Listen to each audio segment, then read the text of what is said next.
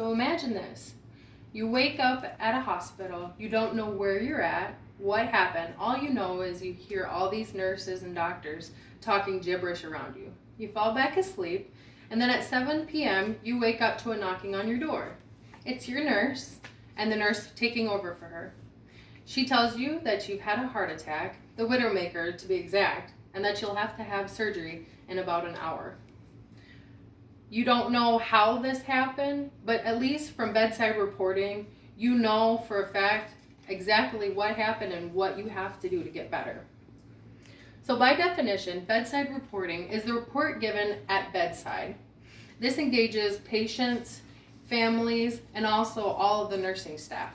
This improves call lights, patient satisfaction, and eases anxiety between nursing staff and also between patients and families. So now I'm going to discuss how you do a bedside report. The first thing that you have to do, you'd have to grab another nurse, obviously. The second, you'll go into the room, you'll knock, introduce yourself, maybe look at a wristband to make sure you have the right patient. Then the third thing you'll do is you'll discuss diagnosis, what you're going to do, the tests that have to be ran, really anything that is pertinent to the patient, labs, meds, anything like that. A lot of falls, if you have a fall patient, you have to be aware of that. So now that we've learned all of that, I'd like to go now to statistics. So strategy 3 on bedside reporting online found a sharp decline in call lights. They also avoided falls. They rated that the average of falls was about 1 to 2 per month. And after bedside reporting was done, they changed that to 1 for every 6 months that fell.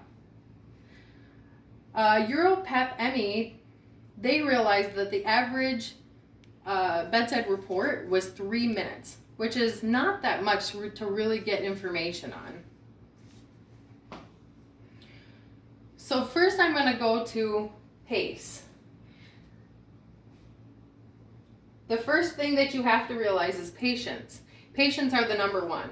The second thing is always actions. What are we going to do? The labs, everything like that. C, changes. These changes, has the patient been stable and now they're not.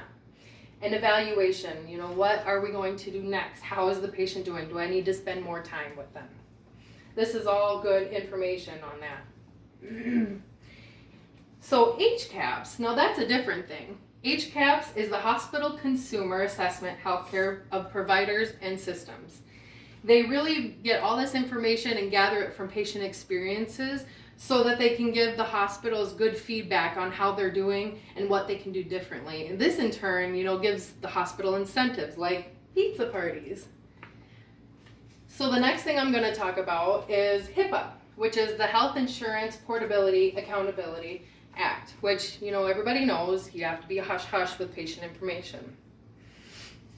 You really have to stress this because this is important. So to recap, we talked about PACE. We talked about how to engage your patients, how to listen to really get the patients with you. The topics like labs and how to do a bedside reporting, what you have to do, what the pros and cons of really doing a bedside report can be, As E.E. Hale says, I am one, but still I am one. I cannot do everything, but I can do something. And because I cannot do everything, I will not refuse to do something that I can do. Thank you.